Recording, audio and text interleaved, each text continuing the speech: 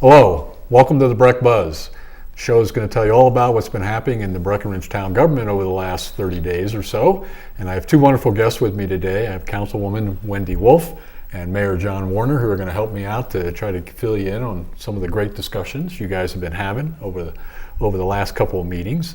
John, I'm going to kick it off with the sustainability item that the council's been working on for a while. There's water conservation measures that finally came to fruition at the last council meeting. Right. We passed on second reading an ordinance to conserve water. We are not asking, but we're actually mandating that our citizenry who is hooked onto our water supply, that they will water 3 days a week with their sprinkler systems. You can do handheld watering till the cows come home. You can still wash your car on your driveway. You can still spray your driveway off, but you need to use a device that has a shutoff on it so the water's just not dribbling out. So basically, it's, I think, common sense. It's an easy way to conserve. It's something you can program your sprinklers for. And this is not new. In years past, when we've had watering restrictions, basically these were the watering restrictions. And we've decided this ought to be our new norm for conservation. And the council voted 7-0 unanimously to pass this. Citizenry comments have been fairly positive once you get through the kind of the misinformation that some people were banding about out there, but we're very happy about it. This is very much a part of a bigger concern the council has about water in general, the West, and the ethic that maybe this should be the new norm and not the special circumstance. Well, yeah, I mean, that's exactly how we're thinking about it. I mean, you know, in the news constantly this year, particularly the issues of the West, California, Nevada, and the drought that they're having is very serious. And we're lucky. We've had a great snow year, but we have seen drought here, and we're bound to see it again. And so when we talked about it, we talked about the fact that, frankly, there's other areas of the country that know a lot more about water conservation than we do. The cost of their water is higher than the cost of our water. I think we are going to be seeing the cost of our water rise over time because that's just the way the world is going. So these measures really, we used to talk about them in terms of using the word restriction. And now we're shifting the paradigm, and we're going to talk about it in terms of conservation because it's just good practice. It's what a lot of the rest of the country has had to do out of necessity, and we're going to be there as well with more water, more drought on the horizon potentially. Conservation is going to become a part of our daily lives, and what the ordinance speaks to is really just a couple of things. Because certainly there's other things that we all should be doing around our house. I just read today that the average person still uses around 100 gallons of water per day, which just blows me away. That seems like a lot of water, but when you start looking at not only the things you personally do, brushing your teeth, but flushing your toilets, doing your laundry, just all the things around your house that uses water, washing your dishes, and most of us even scrub the dishes off before we put them in the dishwasher, and that all is using water. So 100 gallons per person per day. So what could we be doing around the house? Well, obviously there's new reduced water flow shower heads, low flow toilets, lower flow washers, all those kinds of things. So as we update our homes, and I'm guilty of this too. We're getting there little by little, but there's so many more things that each of us could be doing. And so the ordinance only speaks to watering lawns, washing your car, and washing down the driveway. So that's really kind of the tip of the iceberg. But really, what we're trying to get people to understand is that conservation is a bigger picture. And should be a part of all of our thinking. Absolutely. The town has in their budget this year quite a bit of money to look at walking the talk, fixing our water systems, our irrigation system, so it is the same thing. Doesn't go off during rainstorms, doesn't do a lot of those type of things that we see all over town pretty regularly. Yeah, that's right, Tim. And I think the town, it's difficult to pass an ordinance if you're not doing it yourself. And our town has always, I think, done a great job of, if there is an ordinance, we choose to step in line and walk the walk. The other thing I was going to mention is we went out and talked to the business communities about this water conservation ordinance, because many of them use water to spray down their parking areas, their driveways, etc. And we got good feedback, and not a lot of negative feedback. Just, we'll use a device that we can turn off and on so we don't waste water having it dribbling around. So our community, our staff did reach out, talk to the business community, put it on Engage Breck. People kind of logged in saying they were pretty supportive. There were a few naysayers, but by and large, people were very supportive. It's great. One of the actions, it seems like it's fairly minor, but it was actually an interesting partnership that the realtors came to the town a number of years ago and said, you could really help us if we had more flexibility to use open house signs. Mm-hmm. Great deal of fear because of what we see down the Front Range with corners filled with open house signs. It worked, and the council made some final, hopefully long-term changes because of the recognition of their efforts. And I'll kick it off, but then I'll turn it over to John, because this was one of those discussions that I ended up recusing myself on, so I can't speak to what was in the whole discussion. My husband happens to be in the real estate business, so it's appropriate that I step aside from that conversation. But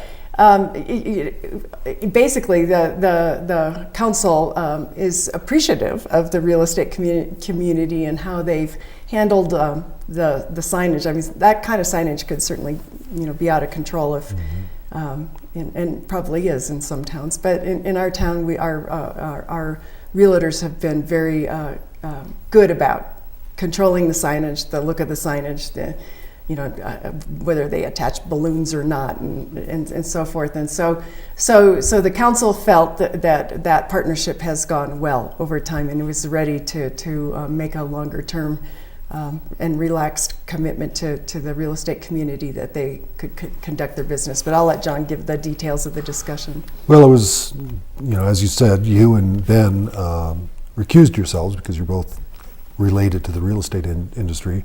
So it was the five of us chatting about it, and it was very positive. We feel that the real estate community has done a nice job of self-policing.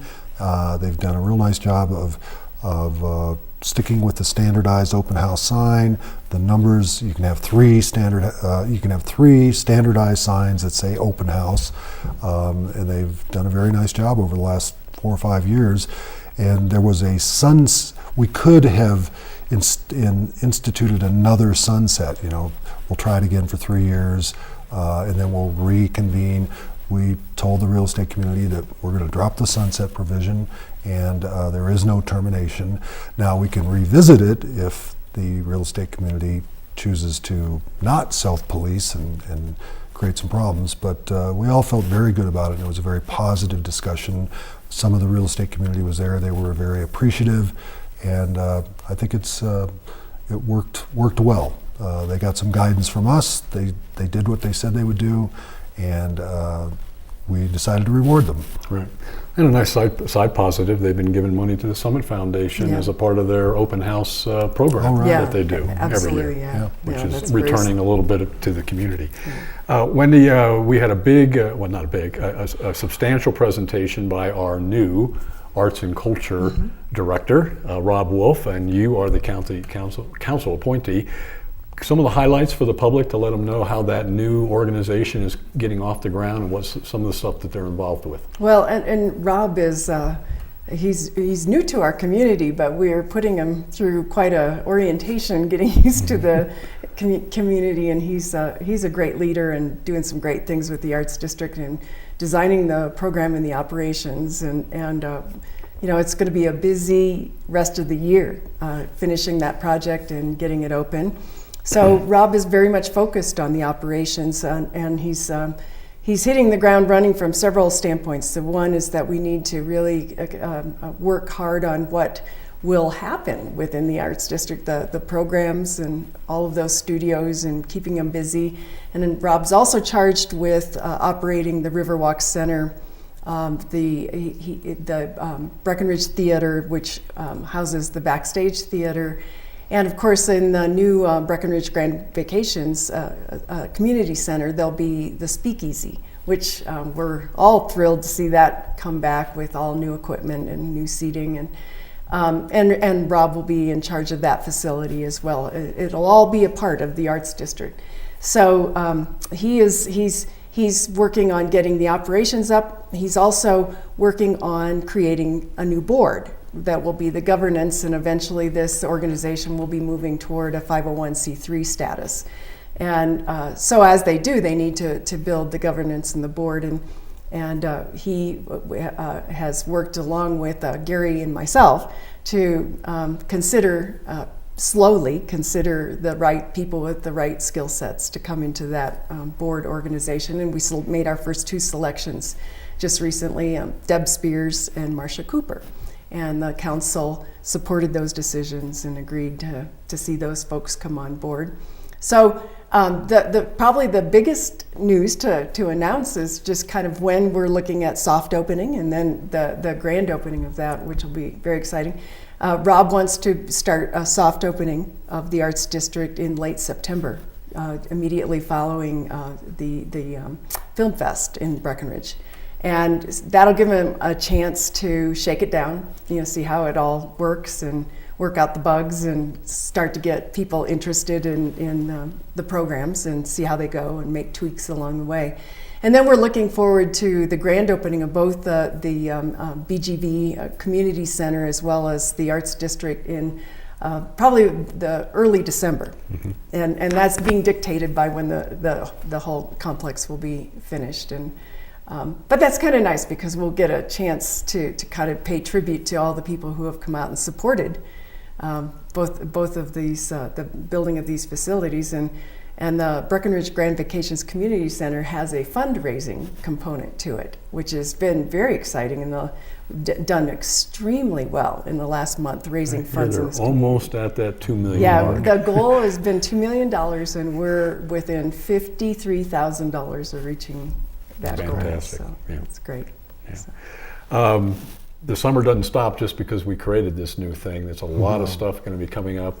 Council, interestingly, is going to be talking about a number of items at their retreat, whether it be the Riverwalk Center future, some improvements there, the Breck Theater, the FLOT connection to all those type of things. All those pieces are kind of hopefully going to set the stage for some grand vision from the council. Yeah. Grand vision is an optimistic way of putting it. I would like to see us to get to a grand vision, and we're working in that direction. We have 2 new people on council that are terrific. They're going to help us as well, so we have our work cut out for us. Really, it's what does that western part of town end up looking like with the Blue River Plaza, the lawn area, the actual Riverwalk itself. Does the Riverwalk stay the way it is, or does it evolve into something more? Perhaps it becomes a new place for another theater. What does parking look like down the road? Does it evolve into a 3-4 story structure? A few of us, Wendy and I think both feel like it's kind of crying out for that sort of thing. It's also, well, right now the Riverwalk's undergoing some amazing transformations. We're getting the blackout curtains, we're getting all sorts of projection equipment in there, a new stage. Turns out the stage has been sinking over the last 20 years. So Couldn't understand why the orchestra was So we're putting money into the Riverwalk, and we're enhancing the Riverwalk, but will that be what the Riverwalk looks like forever? And that's part of our visioning. What will that look like? And I know that there are people that would like to see the Arts District be connected via some, brick pavers or some different colored asphalt, so that people feel there's this not linearity of Breckenridge just up and down Main Street, but there's this breadth east to west into the FLOT, the Riverwalk area, across Main Street up towards the Breckenridge Grand Vacations Community Center, the Arts District. So it's really coming together, and I'm anxious to see what comes of the retreat in terms of information, grand vision, etc. We jokingly, staff says internally that this is probably the 5th of like 18 studies that we've done. Right. This is going to be the final one? Well, who knows? Who knows? Yeah, but We've explored a lot of different ideas. And with a piece of property and the Riverwalk, which is so important to this community in that part of town, right in the heart of the town, I don't think you can be too careful with how you look at that. I mean, we've looked at several things there and kicked it around to see if that's the right idea for that very important last bit of town-owned property. And we've said no to some ideas, and I think that that's perfectly fine to do that. And but now we're taking one more really hard look at the parking issue, and I think that's really key strategically because the parking was starting to head toward the gondola area, and the gondola master plan still has the 2 parking structures on the drawing board. But we continue to note in town how we may be losing that strong propensity to come to the center of our town and park in the center of our town. So maybe this gives us the chance to bring people in a meaningful way, in an efficient way, back to the center of our town, and then emanate from there to our restaurants, to the Riverwalk Center, and so forth. And so it's the trick in our town. We're such an eclectic town. Parking, like John said, well, we're going to be looking and thinking about parking for as long as we shall be on the face of this earth, I think. So it'll never be perfect. But we might be able to do something really good there with the study. So I'm anxious to see what this study's going to say. Well, I'll highlight the retreat again. It's at the first Tuesday in June. Monday, first June Monday in 2nd. June 2nd. So a lot of those topics will be a part of that. So we certainly invite the public to be a part of that as we talk about those things. John, you've shown aggravation and support for this burgeoning demand for cell towers. It's an interesting dilemma where obviously for our guests and for the demands that come when we have a lot of people here and the capacity of people being able to use their cell phones and all the other wireless devices. And then the whole idea of, is there a plan anywhere? But we do have several requests coming forward to us right now of locations, some on town property, some not, and the council's having to wrestle with those right now. Well, you're right. We've had a request to co-locate a tower on one of our softball fields netting towers. They're currently probably 30 feet tall, and one tower will become 46 feet tall, I believe. It will have the capability to handle, I think, 3 antennas internally. So it won't look much different, except it might look like a taller tower. There won't be any arms off of it or anything like that. And then we've also been requested to look at a proposal at the North Fire Station, the North Red, White, and Blue Fire Station, to put a tower inside of a enlarged and heightened cupola at the North Red, White, and Blue Fire Station. And I think we're doing a development agreement, and we're likely to approve that. Planning Commission will look at it as well. So that's all well and good, but in my tenure, this is like the 4th or 5th application for a new tower or a temporary tower or whatever. And I'm kind of struggling with our always having to react to these major corporations, providers, in terms of tower location, numbers of towers, et cetera. And I'd like to know that there is a master plan for adequate broadband service, wireless service, et cetera, for our community. And I think it's imperative for our citizens, our guests, to have adequate data procurement capabilities. But I also think we don't know what retail is going to look like in 20 years or 15 years. It may be you just put your phone up by the cash register, whoop, the sale's done. And how much data will that require? And are we behind the times if we don't move in that direction? And so somehow I'd like to push these corporate providers to come up with a plan that will serve our community for decades without all this piecemeal stuff. So that's my aggravation and kind of my support of internet services, et cetera. Mm-hmm. It's a good question of unknown, isn't it? Well, and we do it to ourselves. It's because we like our iPhones and all the data that we desire that we're pushing this technology. And then, of course, we have the added, being a resort town, when we bring in big events like the Pro Cycle Challenge, we really tax the system.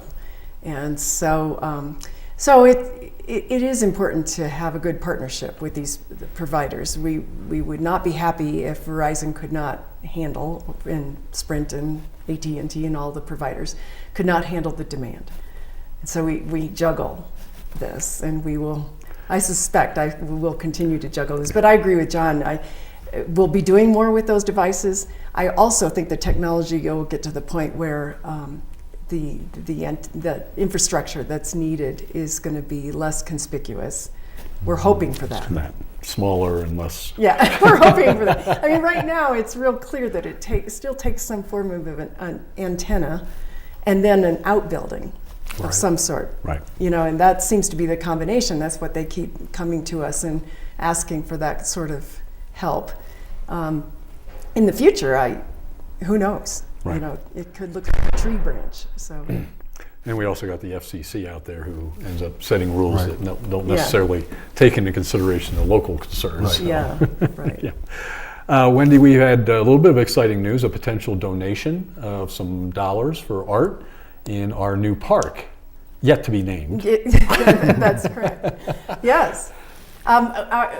Former town council person, Mike Dudick, approached the town with an interesting idea. As a part of his company, they've already made a contribution to the town for, I think in the $37,000 range for a piece of art. And the council made the decision that we'd like to apply that to the park. And then Mike just recently came back with an added proposal that he personally, along with his wife Anna, would like to make a personal contribution to make that piece of art $100,000 in total contribution. And he really has been inspired by some places he's traveled where the art is something that you go and touch and interact with and rub for good luck. And so he gave that some thought and decided in our town that historically that would be Tom's baby. So he wants to find a way to commission a piece of artwork that would commemorize Tom's baby in some way, and it would become interactive with the guests who come, perhaps rub that nugget for good luck. And so I think it's a fascinating idea. Love the idea. Certainly appreciate their want to make this a larger contribution. And so the council was very receptive to it. Timing's great since the park design is kind of almost ready to start being built. Right. This is the North Main Street Park. It's between the local market and Alpine Bank on the east side of Main Street. It's 2 lots that we bought a year or so ago, and from the Theobald family. And right now it's programmed to be kind of passive and active. There'll be some picnic tables, a walking path through it that will take you up to the Carter Museum, and there'll be an area where children and people like me can play on some boulders, I guess. And there'll be some landscaping, and then there will be some sort of piece of art that the Dudicks are planning on donating. So it looks good. We're gonna, I think, get it done this summer. So it will be under construction. There will still be adequate parking for the local market on the east side of their building, which is where they have 3 or 4 spots. So I think it's exciting. It's going to be great. Right. Which we hoped for art in the first place. Now it's Yes. being brought to us.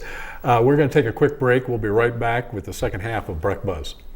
Welcome back to Breck Buzz. Again, my guests are Mayor John Warner and Councilwoman Wendy Wolfe, who's been helping me fill you in on some of the stuff, exciting stuff that's been happening in town. Maybe a little dry, but something that we have to do every year is some appointments. You look at your mayor pro tem, you look at the judge, some of the BOSAC. So the first meeting for this new council, we've had some new faces and some new folks that are, and some old ones that the council steps up. Good highlights for good talent coming into the community. Yeah, I always, every 2 years I get this list from you. And fill it out, John, and happy to do it. Mark Burke is our mayor pro tem. He was re-elected to another 4-year term, and he was thrilled to be the mayor pro tem, I think. Elizabeth Lawrence, I put on our BOSAC committee. And we also had another citizen that we put on the BOSAC committee, Elizabeth Miller, I think her name is, and 2 other members re-upped, Chris Tennell and Jeffrey Bergeron. So BOSAC is running at full speed, and we've got 2 ladies on it, which I think is great. I think Elizabeth enjoyed her first meeting. They didn't make her ride a bike, that's why. Oh, that's right, they didn't. And I asked Erin Giello to be on the Breckenridge Heritage Alliance, and she was, I think, very happy with that. Wendy and Gary are kind of fleshing out, or not kind of, definitely fleshing out the Arts and Culture Committee. Gary's doing the Water Task Force. Wendy is also our Go Breck representative. We did reappoint Judge Buck Allen. He's been with the town for 7 or 8 years, I think. And for those that don't really know it, we have what's called a weak mayoral form of government in Breckenridge, and we have a council that by charter is really only able to hire and fire the town manager, the town attorney, and reappoint the municipal court judge. So those are our responsibilities from a governance standpoint. So we have been really fortunate having Tim here for 14 or 15 years. We've been very fortunate with Tim Berry, the town attorney, for many more years than that. So our job is pretty easy in terms of the administration of the town. And it's good because it keeps us away from HR situations, staffing situations. So my staffing list of 7 or 8 people is pretty easy compared to what what you have to do. But you do it so well. Oh, I know. Well, congratulations to you, and particularly Bark as the mayor pro tem. He just hopes that you miss some meetings, I guess. Huh? I am. I'm going to do Ride the Rockies, and I'm going to miss the June 10th meeting, I think. So I'm going to prepare him for that. Okay.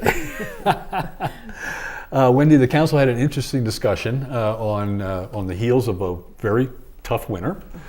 In some people's minds, a great winter, depending on if you ski a lot. But it was a real challenge for our maintenance crews working, and particularly in the core town. And the council had a little discussion about shared responsibilities with property owners, particularly the business community. What was that all about, and where are we heading? Well, I'm sure we're not done discussing this one. I think there'll be more chapters to this story. But, yes, I mean, this was a very snowy year. Every time you turned around, it was snowing, which was great for a ski resort town. The problem is that it snows on the sidewalk. It doesn't snow just where we want it to. It also snows hard on the sidewalks, and of course that made it treacherous for people. And there's no question that we have a responsibility as the town and the town council to be concerned about safety issues. And sidewalks, we encourage in this town people to get out of their cars and be pedestrians, use our sidewalks. But boy, it was, you had to really watch how you walked on sidewalks this year like never before. So that's been a big topic of conversation with our community, and they've expressed concerns to the council. We've seen a few letters and in the newspaper about it, and we're concerned about it.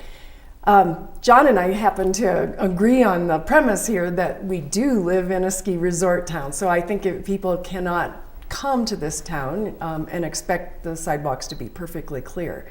But it does beg the question, how should we handle the sidewalks?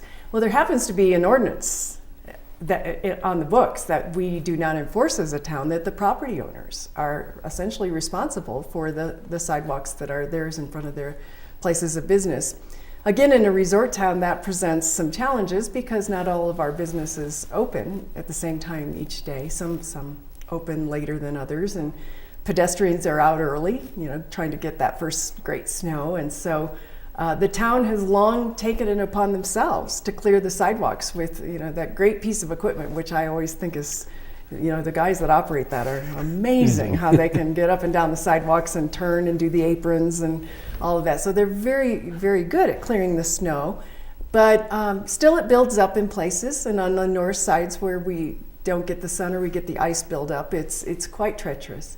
So it became a question in our council. We debated. Some thought more than others that we should enforce that ordinance, ask the property owners to become involved and help clear the sidewalks. There were others who felt that, we've been down that path and it's not likely to produce good results and the responsibility will fall back on the town. And so we are still kind of going to probably debate that up and down and sideways. I don't know where we're going to come out for sure. I do think that we probably should at least heighten everybody's awareness to the fact that it is a shared responsibility. In a year where we don't have a lot of snow, of course it's not as big a deal. Not an issue, right? Yeah. This year we could have talked about it every day and tried to come up with the right balance of responsibility. And so. Yeah.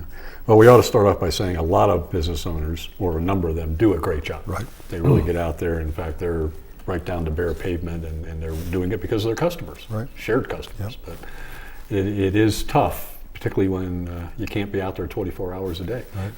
But I think to the town's credit, we have embarked on a capital improvement campaign to heat several sidewalks that are on the south side of east-west streets, which is really the side that gets shadowed and steep. So the first sidewalk we're going to replace with a heated sidewalk is along the south side of Lincoln Street, from Main Street up to Ridge Street, and that is treacherous. And it's, no matter what you do, it's always in a shadow, and it's always freezing and thawing.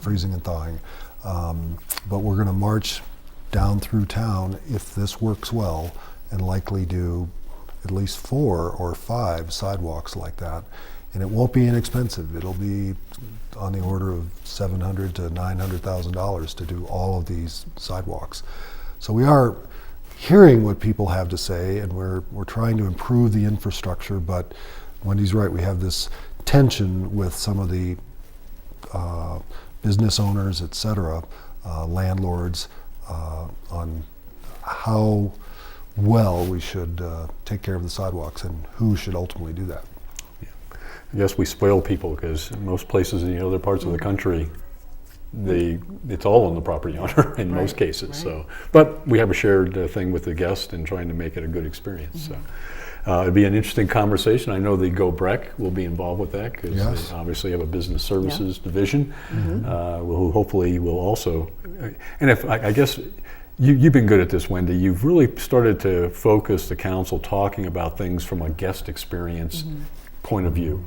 Right. And so if so many things get looked at from that point of view, then maybe some of the decisions are pretty easy. Right, and our guests, not all of them are prepared. They come to the town, and some are very prepared with the right clothing, shoes, and expectations for what it will be like, and others are not. That may be their first experience. Maybe you haven't seen snow in a while, and so we have to be great hosts to both and all types, and So, yeah, we'll continue to have this this time. discussion. Probably one of many about the whole downtown and Yeah. what makes it work better. John, we got kind of our annual report on Cucumber. Yes. Cucumber Gulch, the monitoring reports, which we have been very focused on in the last several years, and mostly good news, particularly with some of the renovation that we did of some of the drainage issues up there. Right. It was very good news. I think in a report card sort of way, we were a B+ in almost all categories. Water quality, the amount of sediment in the water, new wildlife activity, the increased watering of the upper western portion of the Cucumber Gulch as opposed to one skinny little river running into it and tearing up a lot of real estate. I feel good about it. We do have some challenges ahead that we weren't rated so high, and that's how we deal with connectivity for wildlife from the Gulch up into the Peak 7 area, up into the Peak 6 ski area, where the big mammals can move fairly freely. And then we have an abundance of construction at the base of Peak 8 that if it is not done with best management practices in mind, and I'm being assured that it will be with French drains, et cetera, if it's not done well, we could have some major pollution problems, events, particularly with major rainstorm events. So the people that are building at the base of Peak 8 and finishing up at the base of Peak 7, they're still on notice that they have to do it well.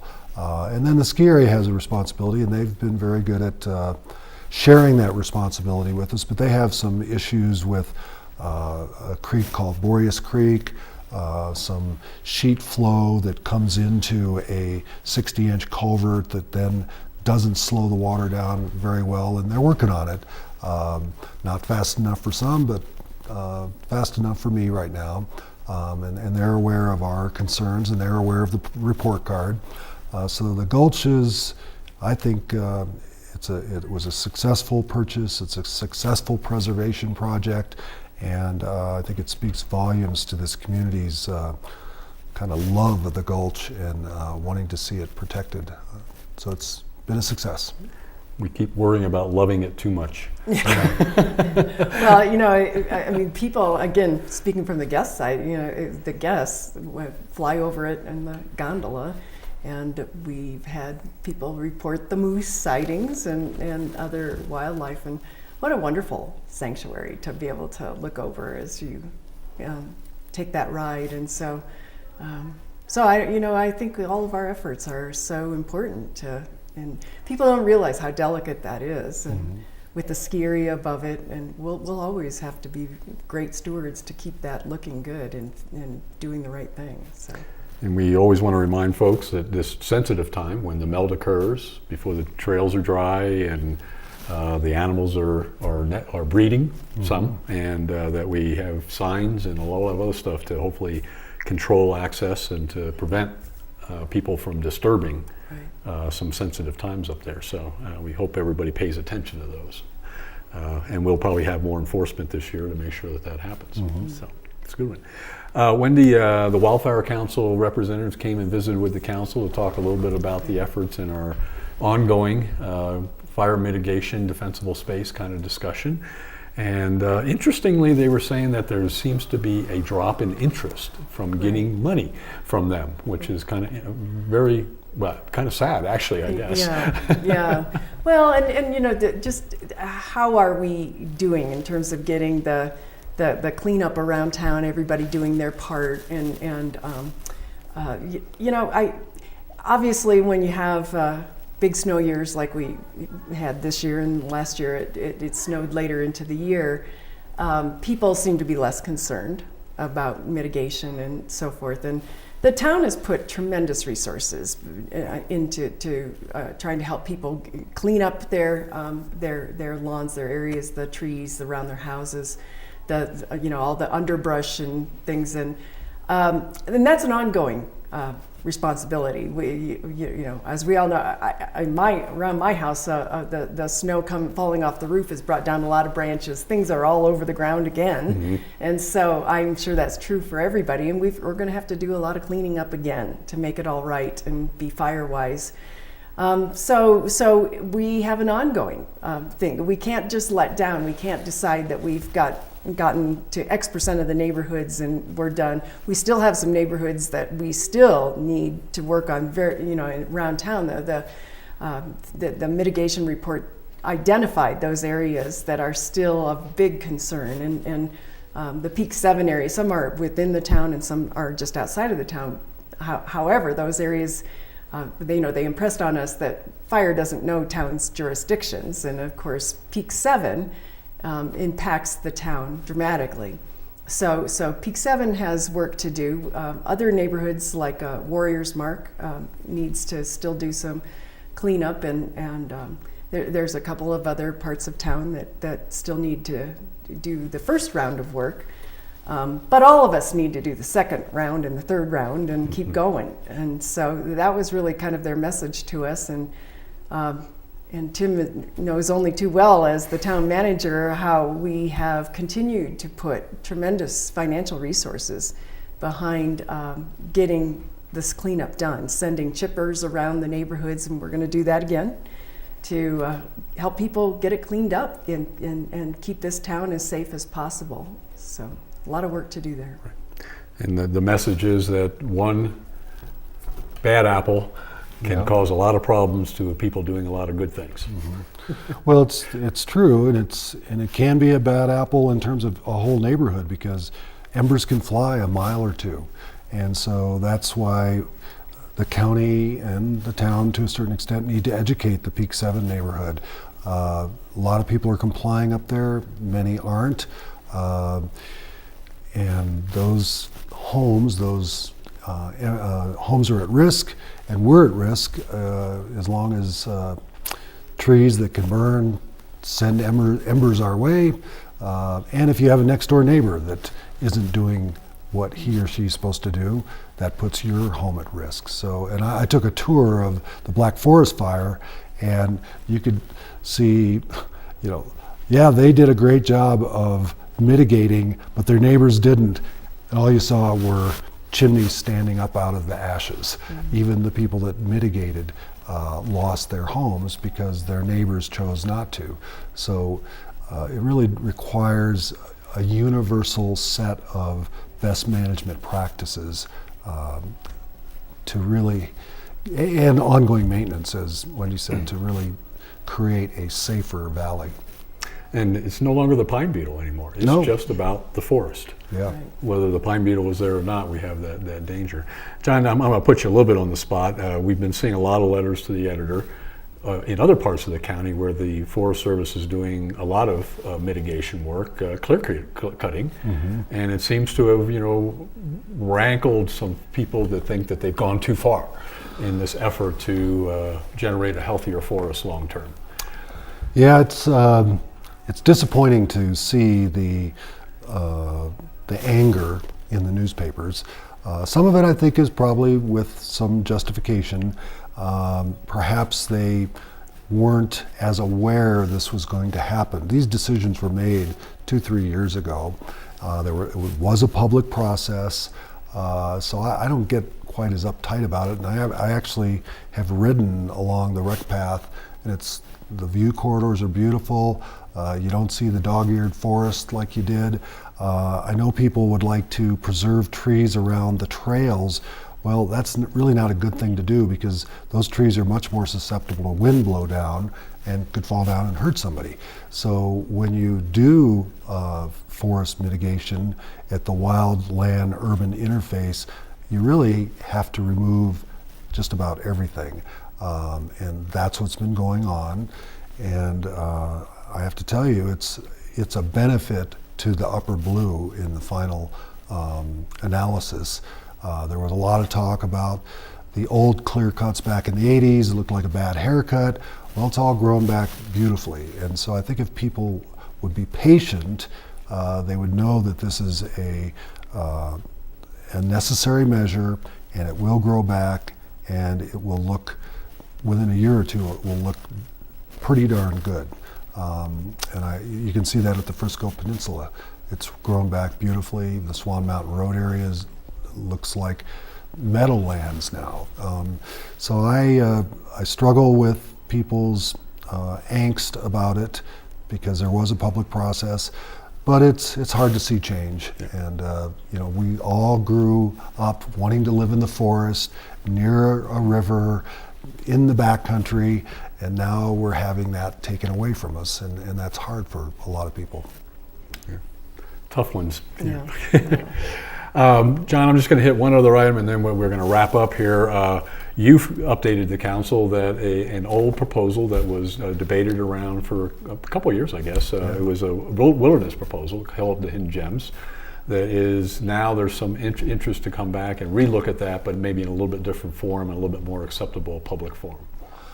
Yeah, it came to my attention a couple of weeks ago. I met with Congressman Jared Polis's representatives, and they showed me their maps. And it's all territory that I'm very familiar with, where I've mountain biked, skied, walked, etc. Even built Francie's cabin up here in the map behind us. It's an area that is a kind of a hybrid. There are wilderness designations and there are special management areas, SMAs.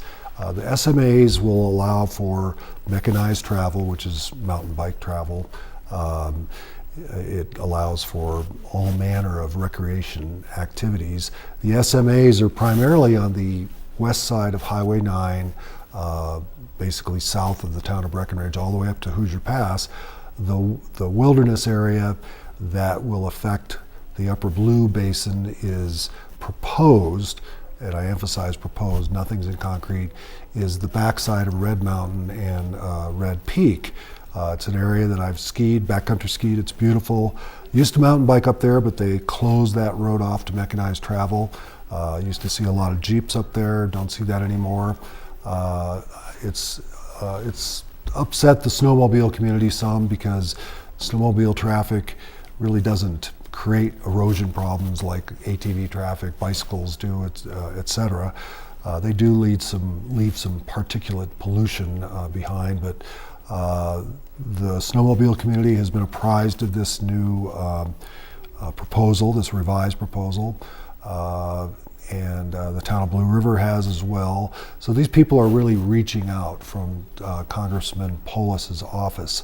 I, at first blush, pretty much liked it, but Wendy raised a good point. There's a wilderness designation on the other side of Peak 10 and Crystal Peak. Back to the forest fire scenario, embers can fly 2 or 3 miles as the crow flies. So if there's a fire over there, can we as a community protect ourselves from flying embers if there's a fire over there and we can't put the fire out because they don't allow mechanized travel, they don't allow helicopters, tankers, etc. So there's still some concerns out there where these are placed, and we'll have to see. I think Congressman Polis's office would like to submit some sort of proposal towards the fall so that the current session can consider it. But wilderness proposals are fraught with delays, barriers, etc. So I think it's a good first step in terms of raising the wilderness boundaries up higher in elevation so our watershed can be protected. But I think there'll be more to come. Good. Well, thanks for that quick update. We're about running out of time. Again, a reminder, everybody, of our retreat on June 2nd. It'll be held at Mountain Thunder. And certainly invite folks. We have our regular meetings every other Tuesday. And obviously the council is always available in the grocery store or the post office. But I want to thank Wendy and John for joining me today and filling you in. And we'll see you again next month at the next Breck Buzz.